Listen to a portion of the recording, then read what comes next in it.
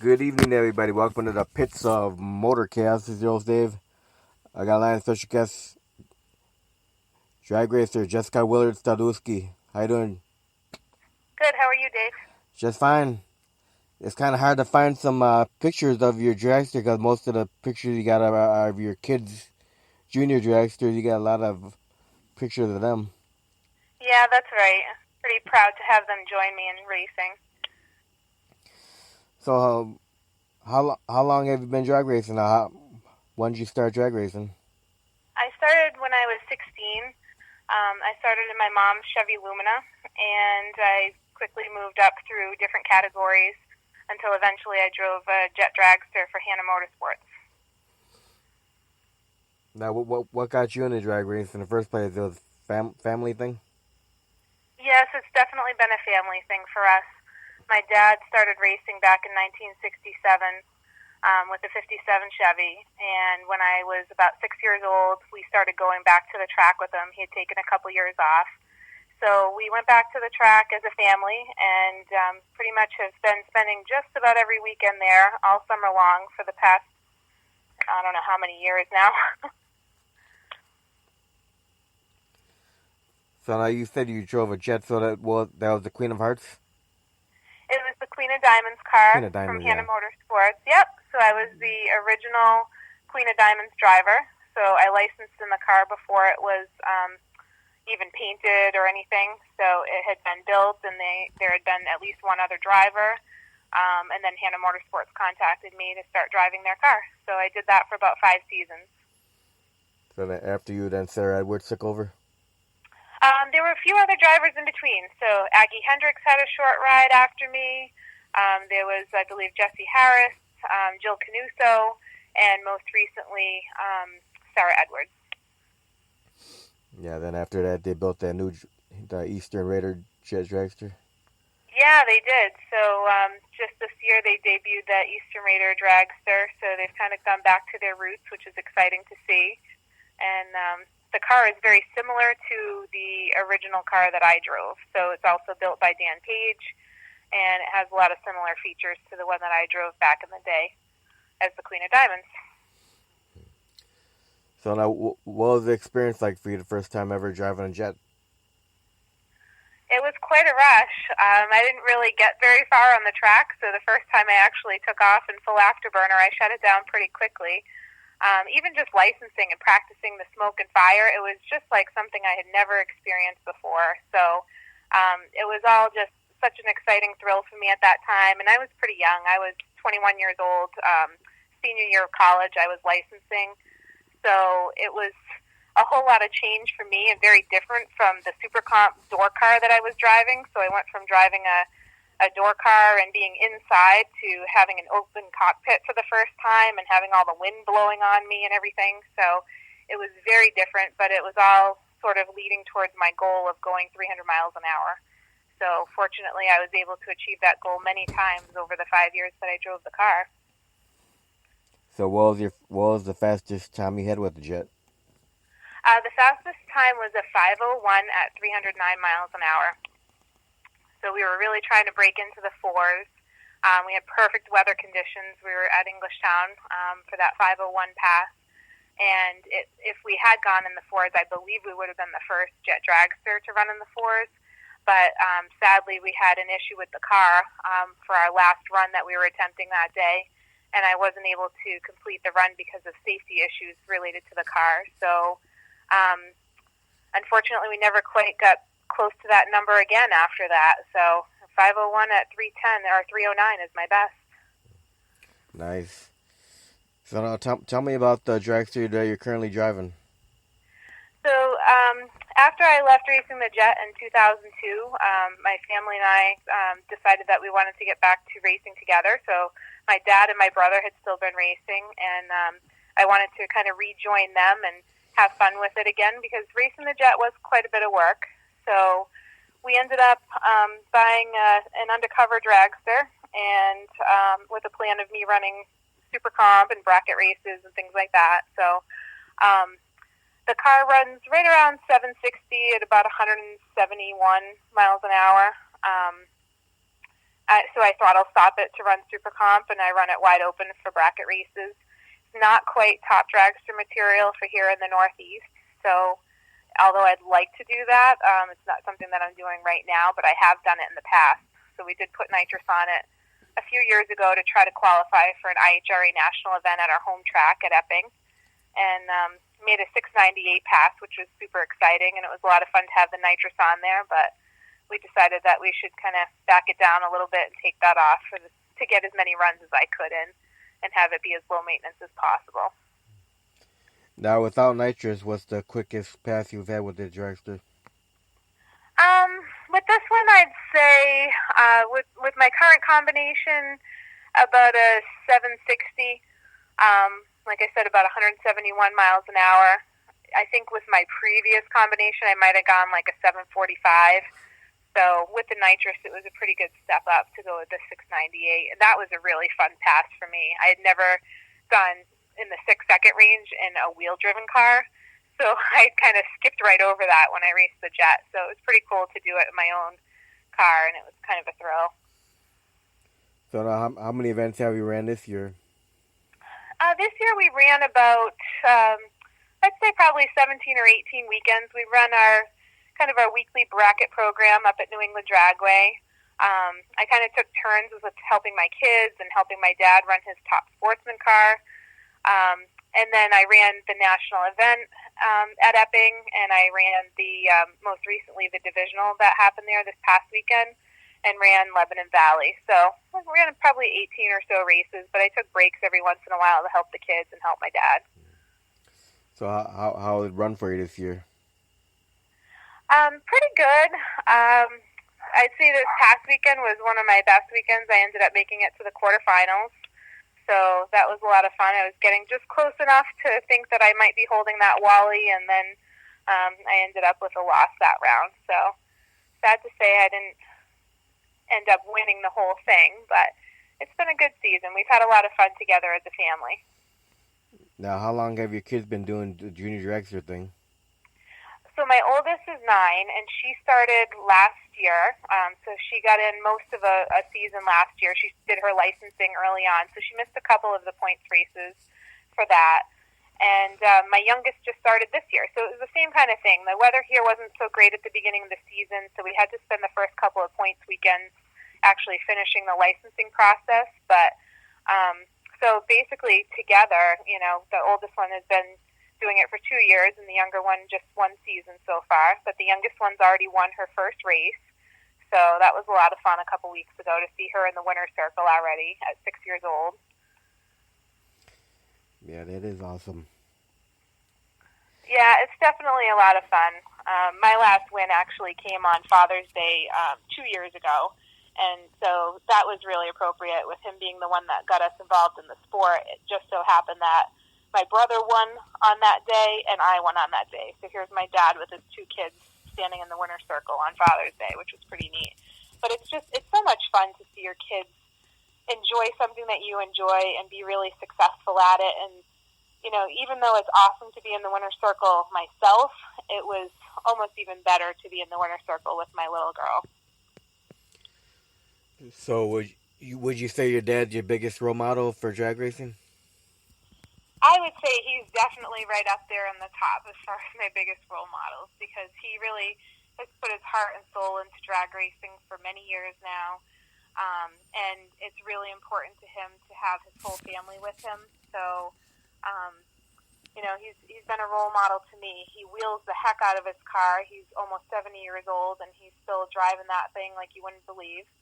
And, he's just somebody to look up to, and he's teaching me how to work on the car myself too, which for a long time I didn't have the time or the interest in doing it, but I now realize that for me to sustain this is something that I'm going to need to be able to do. So I appreciate the time he takes with me to do that, and it's real bonding time for us to work on the car together and spend some time together.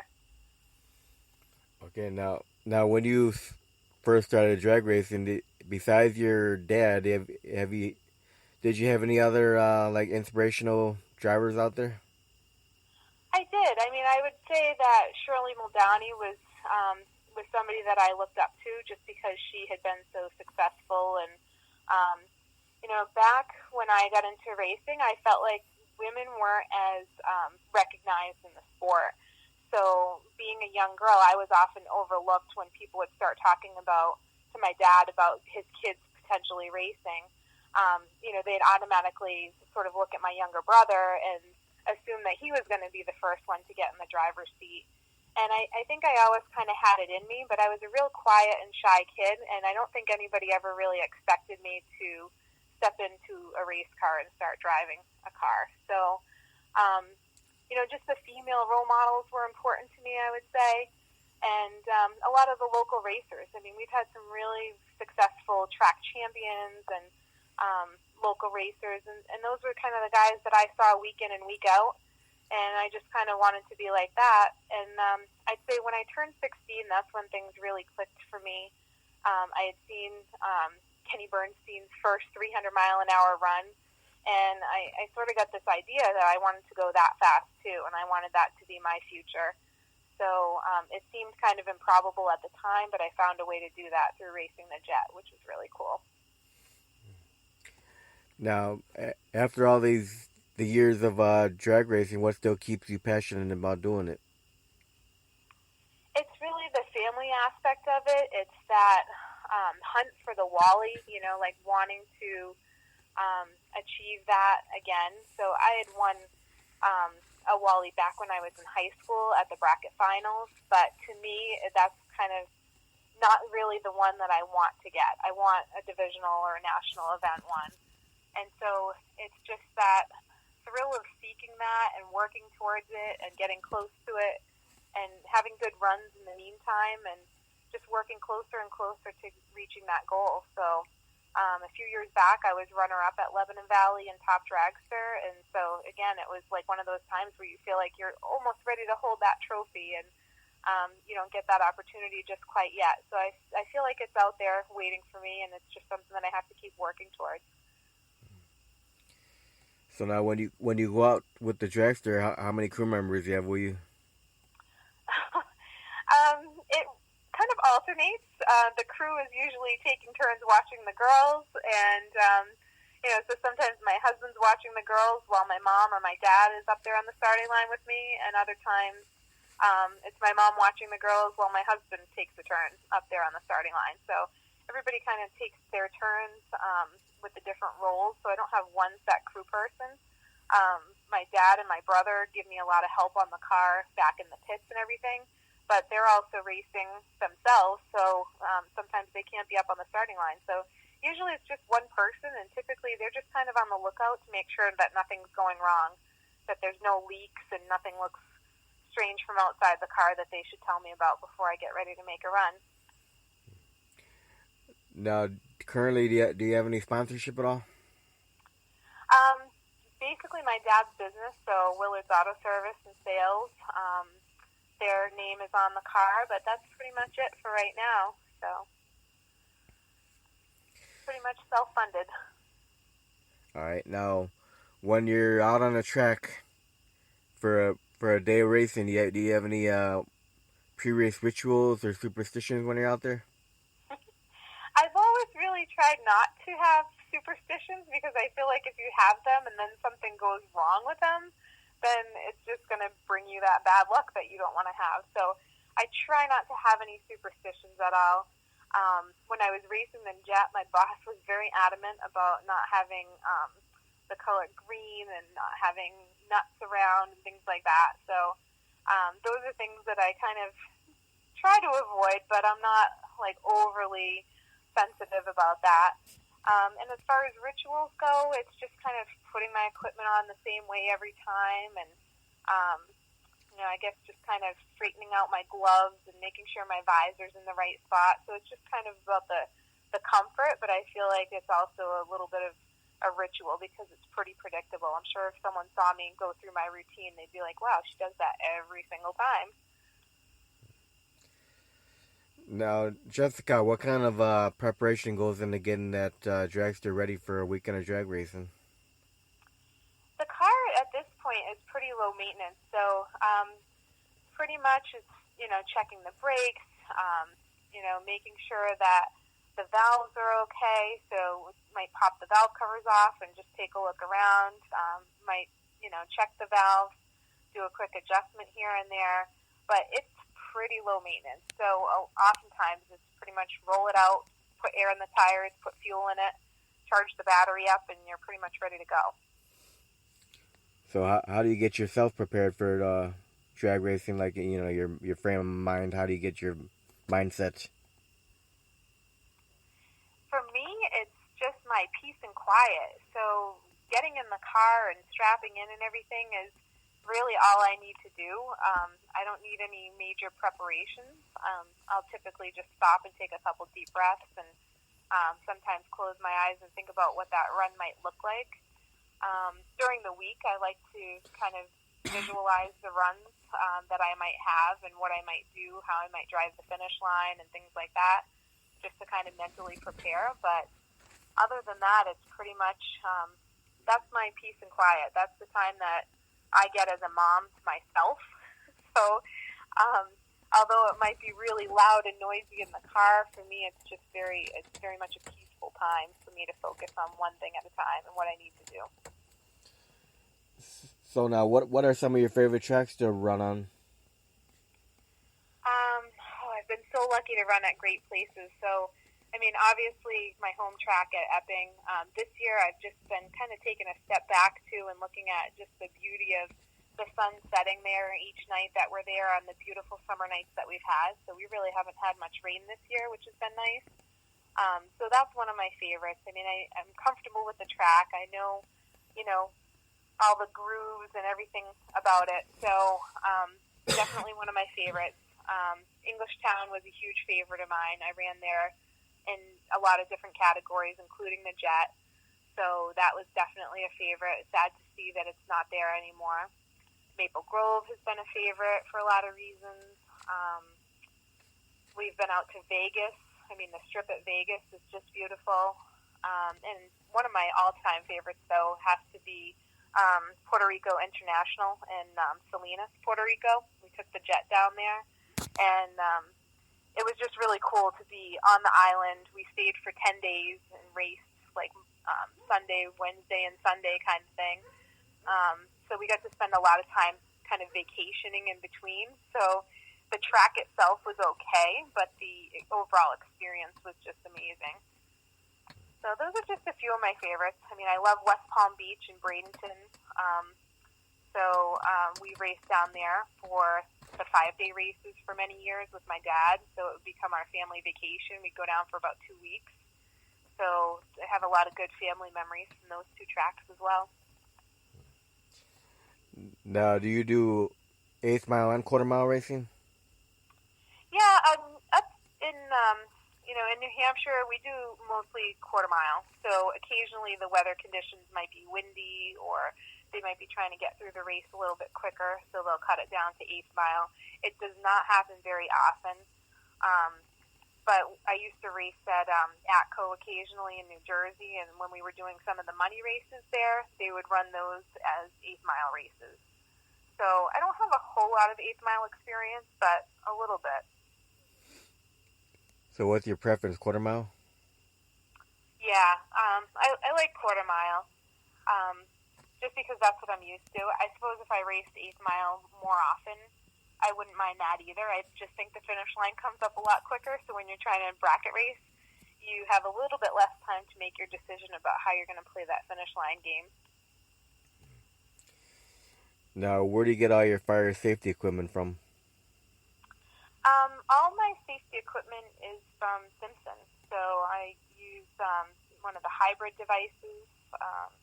I have a 15-layer fire suit, which is more than what's needed for Super Comp or for the ETs that I'm running, but it's comfortable and it's just a little bit safer to be in the car. So I got the Hans device, or the head restraint, after having the kids. I felt like if I was going to keep doing this as a mom, I needed to just kind of notch up the safety a little bit more. So I tried to do the responsible thing and buy myself a restraint as just another precaution.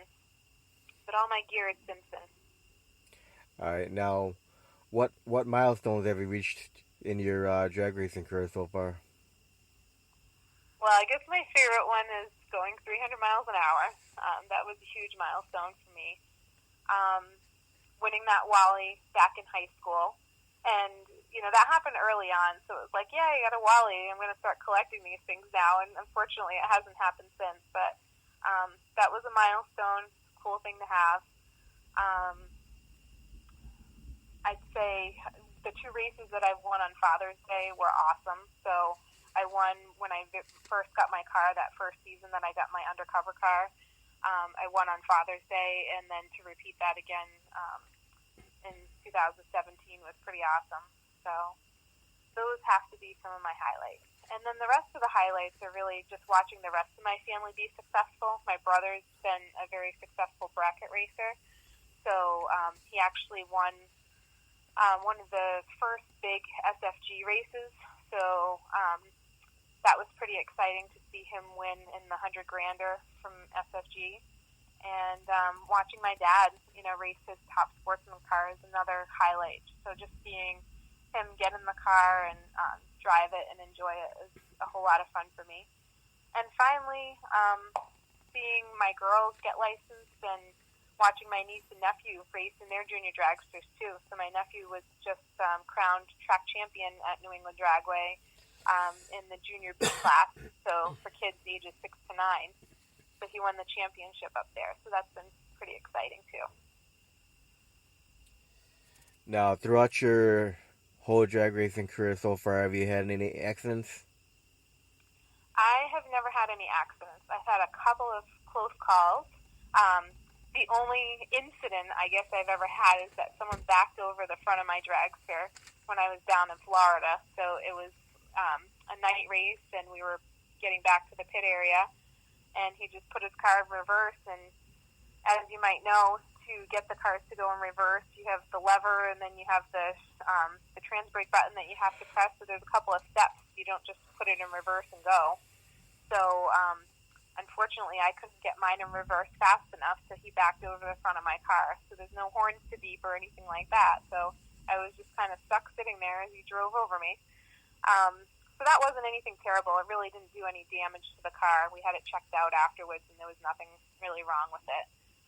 Just kind of a surprise, kind of busted up the nose cone a little bit. But other than that, I mean, as far as high-speed stuff, in the jet I had a couple of close calls. So I had somebody kind of come in my lane at one point, which was a little bit scary, but nothing really happened there. And then I had a few parachute failures where I had to try to stop the car with my emergency chute. So the only thing I ever did in that car was I broke a few fingernails off trying to get that emergency chute out. All right, now can you think of one most embarrassing moment you had on the track with any of your vehicles? Throughout your career, what sticks out most to you out of all your embarrassing moments you've had? Well, I'm sure there's been many embarrassing moments. Everything from taking way too much finish line in a bracket race to, like going red and stuff like that. I guess that's all pretty minor, but I guess one of the funnier ones was when I was in Puerto Rico. I had just made a 300-mile-an-hour run in the jet dragster, and I got back to the trailer, and I was coming out of the trailer, and there were a bunch of people that had gathered there after the run. They wanted to, get pictures and things like that, and get an up-close look at the car. And just as I came out of the trailer, I somehow tripped and fell and skinned my knee. So I looked kind of ridiculous at that point because here I was just driving a 300-mile-an-hour car, but I couldn't even seem to walk right, and I had a skinned knee. So that was pretty embarrassing in front of all those people. Yeah. All right, so now we're hitting the fun question portion. Ready for some fun questions? Sure. Besides drag racing, you have any other hobbies? I enjoy snowboarding, so we don't get to go as much as we like to now that we've had the kids, but it's something that as a family we'd like to get into a little bit more. So I'd say that would be my next choice besides drag racing. Now, have you ever raced against your dad? I don't think think I have raced my dad, unless it was a long time ago in Super Comp. I may have, but I don't really remember racing him at all. So I would have to say no to that. Now, is that something you would look forward to doing? I would, yeah. I mean, I would love to race a top sportsman car, so racing my dad might mean racing a top sportsman car, so that would be pretty awesome. But I think it would be fun just to match up with him. So that might be something that we have to try one weekend, even if we're testing and just going out there to run against each other. That would be pretty cool. Have you ever raced against your brother? I have raced against my brother, yes. That one I definitely have done. He typically beats me. I think I might have beat him once out of all the times that we raced. Now, if you could do time traveling and go back in time, would you do anything different with your racing career? Yeah, I would actually. I think if I could go back, I think I might have done other things once I had got out of the driver's seat of the jet. So rather than kind of walk away from the professional world of racing, I might have tried to stay involved in it in some other way. So whether it was driving a different type of car or getting involved in maybe more of the marketing piece or doing something different with touring around or something like that. I certainly would have loved an opportunity to have raced, something like Top Sportsman or Pro Mod or whatever. So yeah, there are some things that I think I would have done differently. All right, now if you and the family have time to go on a vacation, what's your favorite vacation getaway? I would prefer an island, but my kids are still kind of young for that. So I love to go snorkeling. So when we were in Puerto Rico, we did that a few times. So that would be my ideal vacation. But one of their favorite things to do right now is just a really low-key trip that we take to the White Mountains every summer. We take our motorhome, and the kids just really look forward to that. We try to do one new adventure up there each year. So this year, the new adventure was we drove up the Mount Washington Auto Road, which was really neat and different. So one year we took a tour of some caves, and each year we just try to do something different up there. And it's just very laid back. We kind of go day to day. We enjoy some of the local parks that are there, the theme parks, and some hiking and that sort of thing. So I guess my ideal is an island, but my reality is we go to the mountains and we relax. But we enjoy the beach in between, too. All right, now, what's your favorite food to eat, Jessica? Pretty much anything Italian. So I like pasta and pizza kind of stuff. Pretty basic. Nothing fancy. Now, do you cook? I do, but I get a lot of help from my husband, too. So what do you consider your best dish? My best dish? I do occasionally like to make a full turkey dinner, like totally randomly. So my brother teases me that I must think that it's Thanksgiving. But turkey dinner comes out good. I'm pretty good at baking, so I try to bake my grandmother's old recipes. So her apple pie and some of her Christmas cookies and things like that. And as far as other stuff goes, my kids, I have a chicken and gravy meal that I make that my kids just love. And then it's just the basics, kind of like tacos and stuff like that. So those are my go-to recipes. All right, now what's your favorite beverage to drink? Favorite beverage? You'll often see me, sadly, with a Diet Coke in hand. Occasionally, you'll see me with a PBR if I'm, relaxing or celebrating at the track. So, Diet Coke is my number one choice. I really should have more water mixed in there, but we're working on that. Favorite movie of all time? Ooh, okay, favorite movie. I didn't think you'd ask me that question. Favorite movie of all time? It's got to be Christmas Vacation. And maybe Talladega Nights. I mean, that one's pretty good too, but I think Christmas Vacation is my favorite. All right.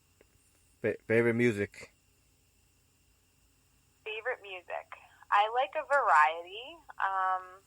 If I'm thinking about or getting ready to race, then I'd have to say I like a little Five Finger Death Punch, like Bad Company or Blue on Black kind of stuff. But I'll listen to classical, pretty much anything except for jazz. That just gets under my skin and makes my skin crawl. All right, now when you were growing up as a little kid, what was your favorite cartoon to watch? Favorite cartoon? I guess Tom and Jerry. I mean, that had to be one of everyone's favorites. But the girls may remember a cartoon. It was like Gem and the Holograms, I think.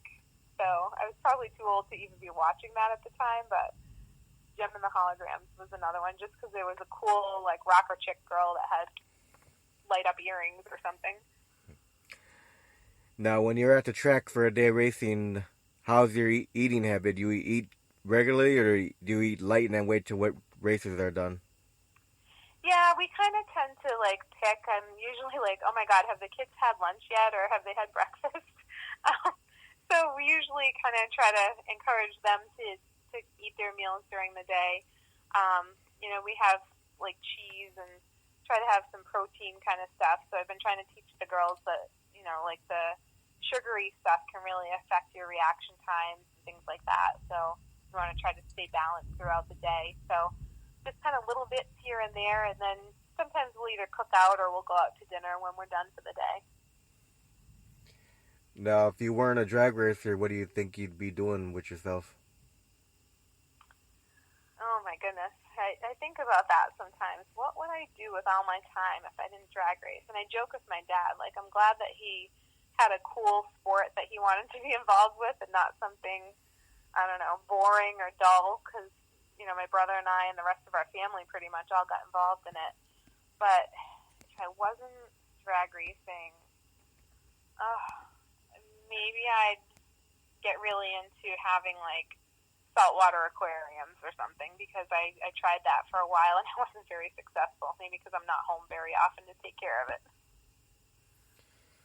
Now, what would you consider to be the fondest memory of your drag racing career? The fondest memory? Yeah. So far, I think it's got to be pretty close between seeing my dad get back into his top sportsman car this year, or being in the winner's circle with my little girl. So when she won her first race, that was pretty special. Now, how important do you think it is for families to bring kids out to watch drag racing in this day and age? I think it's really important to the growth of the sport. It's something that we always try to encourage. So when people around town, like the kids' friends and things like that, say that they're interested, we always invite them to the track and give them our schedule of when we're racing. But even just seeing families at the track, just this weekend when we saw our family come by, I kind of went to the back of the trailer to say hi and see if the kids had any questions or if anybody wanted to sit in the car. So I think that we need to really encourage that. Because I feel like we're at a point where there's a lot of people in this world that don't understand motorsports and drag racing, and if we want the sport to continue to grow, we have to make people really passionate about it and see the excitement and see the family value. And I really think drag racing is like no other motorsport, where there's such a family component through a lot of these tracks across the country. So I think that's one thing that drag racing has to offer that other forms of motorsports don't have to offer. Yeah, I've been noticing like on different live feeds here and there from different cities, a lot of empty seats in some of these events. Yeah, I mean, it's sad to see, but there's a lot of places for families and people to spend their money for entertainment. So, I think that just as a drag racing community, we need to think about ways to get people out there to fill the stands and be creative about what things are being offered. I think there's a long ways that we could go and a lot of potential to attract families and attract individuals to the sport. from simple things like having some Wi-Fi hotspots at the track so that people can have access without burning up data, to, just other forms of entertainment at the track, other things that people can do when they're there to keep their family comfortable and happy and make them want to go there as a destination. Like, I know there's a track out in Indiana where they're doing the thing where the families can get in for one price. Mhm. Yeah, and maybe even incentives. Like you said, if the parents buy the tickets, maybe the kids get in free. But I've always wondered if there's more that we can offer for families, to entertain kids, because it is a little bit hard to get the really young kids interested in it for a sustained amount of time. You might have some kids who just have a passion for cars naturally, but there are some that might be interested in having it be more of a destination. So if they went there and had some other things that they could do, even simple things like potentially offering like a craft activity for the kids to do at the track. They could do something like drawing or painting their favorite car, or painting the view of the track or the view of the Christmas tree or the starting line. And those are just a few ideas that I have of things that could be done to engage families with small kids. Yeah. So now, Jessica, if people, listen to an interview and they want to see where you're going to be racing at and all that good stuff, what's the best way for them to follow you? Pretty much on Facebook. I have an Instagram, but I don't use it really. So Facebook is pretty much the place to go. If people want to find me or find out where we're going to be racing, they can just contact me there.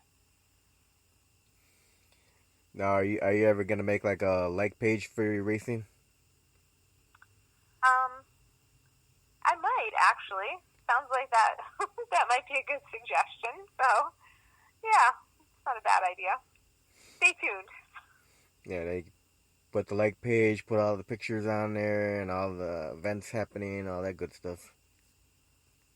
Sounds like a good idea. It's there's like a family page for the whole family racing. Yeah, sounds like a good homework assignment for me. Shouldn't take too long. Well, Jessica, I want to thank you very much for taking time to do this interview. Thank you so much, Dave. It was fun. Yeah, you have any final words, thank yous, any kind of good stuff like that before we close? Just final words, with it being September 11th today, don't forget. Just remember what's behind this day, and it was an important day in the United States history that we need to remember and be thinking about. And I just wish people involved in that day peace and hope moving forward. Yep, never forget. Yep. So what were you doing on that day back in 2001, September 11th? I was actually working in a high school classroom, so I was a paraprofessional working with a history teacher.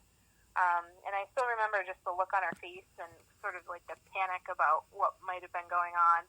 Not really having a whole lot of information. We weren't able to get the kids, upset. We were told to kind of keep quiet about it and wait to see what was going on and wait as information came in, as they tried to think like what we were going to tell students and families and how we were going to handle if there were dismissals and things like that. So it was just a really strange atmosphere to be in, because you had very limited news coming in, but the news that was coming in was pretty scary. And then shortly after that, we were actually heading to Englishtown, so we could still see smoke coming from the site as we drove down to Englishtown for our race. That it was actually, I think, the 14th of September, if I remember correctly, where we were at, I think, the Truck Nationals that we were heading to. So it was tough driving by and seeing the smoke still coming up from the site. Yeah, I can imagine. Yeah. Well, Jessica, I want to thank you again for taking time to do an interview. Thank you. Thanks so much. It was nice talking to you, and I hope to see everyone out at the track, and hope we can continue to grow the sport. Awesome. Well, you have a great night. Thanks. You too, Dave. Bye-bye.